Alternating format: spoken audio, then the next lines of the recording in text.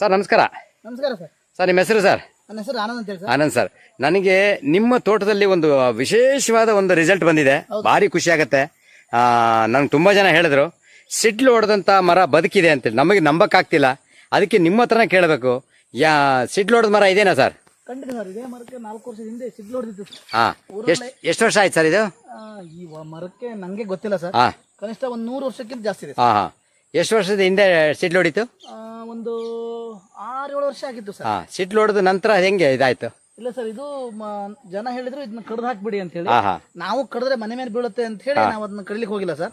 But ನಾನು try ಮಾಡೋಣ ಅಂತ ಹೇಳಿ ಒಮ್ಮೆ ಸ್ವದೇಶಿ ನಾವೇನು ಬಳಸ್ತೇವಲ್ಲ ಸರ್, ಸ್ವದೇಶಿ ಲಿಕ್ವಿಡ್ ಗೊಬ್ಬರವನ್ನ ಅದಕ್ಕೆ ಹಾಕಿದೆ ಸರ್.